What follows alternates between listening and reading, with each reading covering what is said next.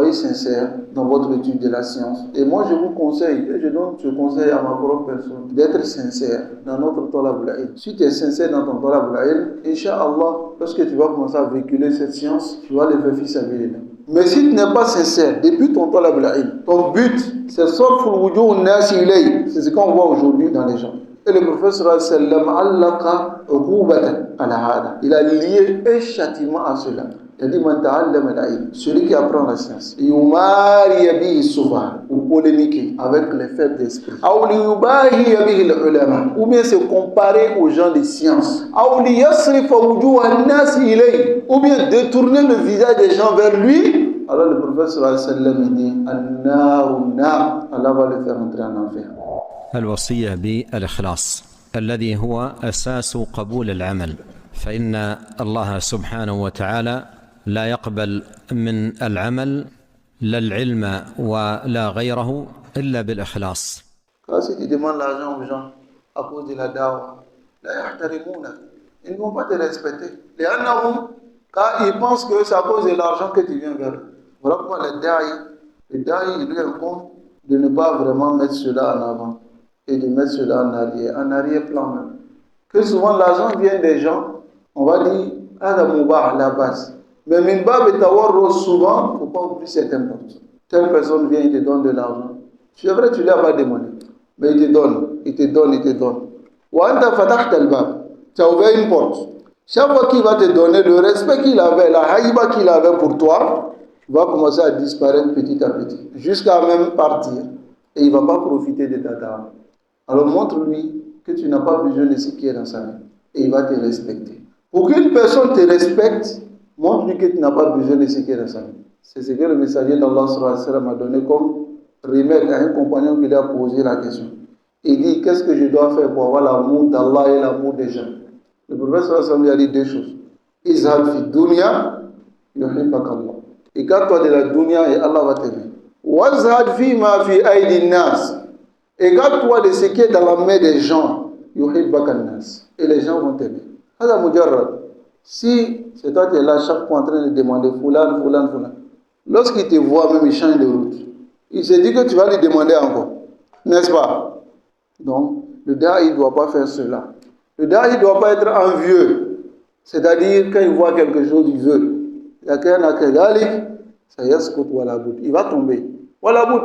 Parce que les gens vont lui présenter les choses. Parmi les embellissements de la dunya. Ils vont même vouloir dire, on va acheter une voiture pour toi, on va construire une maison pour toi, on va faire ceci pour toi. Mais en fin de compte, qu'est-ce qui va arriver? Ce qui va arriver, c'est que tu vas délaisser les principes de ta religion. Qu'est-ce qui a amené les gens dans la hizbiya? L'amour de la dunya. Quand il t'assoit avec un hizbi, lui-même il te dit que ce que les autres font, c'est pas bien. Mais si c'est pas à cause de l'association, je ne peux pas rester avec ceux-là parce que ce qu'ils font, c'est pas bien. Mais pourquoi ils restent ensemble? À cause de l'intérêt que chacun perçoit dans la hizbiya. À cause de cela, ils sont ensemble. Maintenant, lorsqu'ils voient quelqu'un qui peut vraiment s'opposer à eux, ils essaient maintenant de voir si cette personne, on peut le corrompre avec de l'argent. Lorsqu'il est arrivé, à Sana, ils ont voulu du chef Moukbil qu'il soit dans leur association. Il a dit là. Il allait dans son village, il est resté là-bas. Ils n'ont pas laissé prise. Ils ont fait plusieurs fois, tenté plusieurs fois. Il a répliqué sur eux.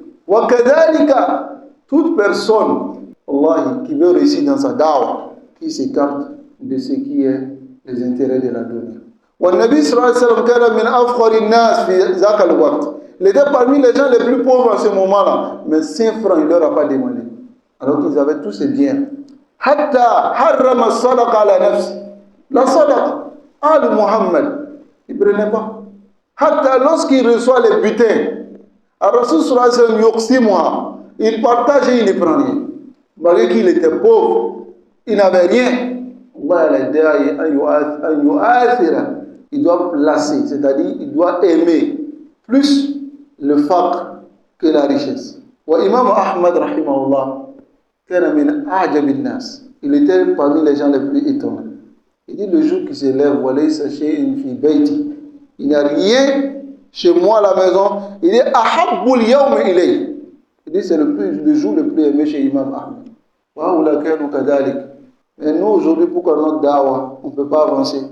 Lianna ja'alna shay comme récompense. D'autres même, ils ouvrent des comptes TikTok, Facebook, tant, et ils monétisent cela.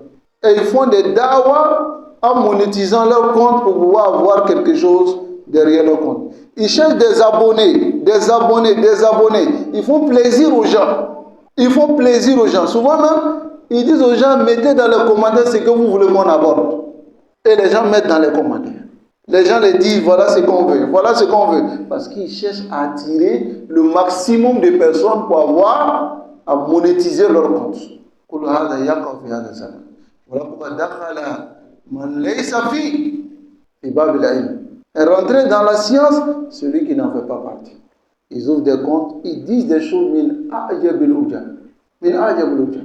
Alors aujourd'hui, c'est le problème. Et moi je vous conseille, et je donne ce conseil à ma propre personne, d'être sincère dans notre talab al-ilm. Si tu es sincère dans ton talab al-ilm, Inch'Allah, lorsque tu vas commencer à véhiculer cette science, tu vas le faire fils à vérité. Mais si tu n'es pas sincère, depuis ton talab al-ilm, ton but, c'est c'est ce qu'on voit aujourd'hui dans les gens. Et le prophète sallam il a lié un châtiment à cela. Il a dit man ta'allama al-ilm, celui qui apprend la science, yumari bihi sufa, ou polémiquer avec les faibles d'esprit, ou bien se comparer aux gens de science, ou bien détourner le visage des gens vers lui.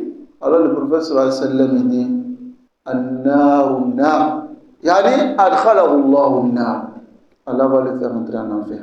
Dans une autre version, il dit Lam yashumma rahihat al-jannah, il ne va même pas sentir l'odeur du paradis. Une personne qui agit de cette manière, et c'est ce qu'on voit beaucoup aujourd'hui. Pourquoi on dit non, il est venu avec une parole que personne n'a jamais dit. Ça ne te fait pas peur. Tu viens avec une parole, personne n'a déjà dit. Ça ne te fait pas peur. Ça veut dire que c'est un égarement que tu envoies, ce que personne n'a jamais dit.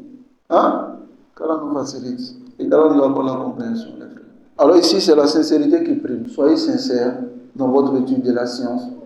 Et bismillah, si Allah vous accorde l'occasion de véhiculer cette science, n'attendez pas que 10 personnes, mais 20 personnes viennent devant vous. Une seule personne. Commencez par vos familles. Enseignez-les doucement. Ensuite, tu enseignes les autres. C'est ce qu'Allah dit. Avertis d'abord tes proches. Ensuite, maintenant, petit à petit, tu enseignes les gens de dehors, un peu, petit à petit. C'est pour nous montrer ça. Si tu veux qu'on trouve des pages, on te construit une mosquée à la taille de la science que tu allais apprendre, et ensuite, on te met comme un cheikh, tel, alors ton intention sera détruite et pervertie. Qu'Allah nous accorde la bonne intention.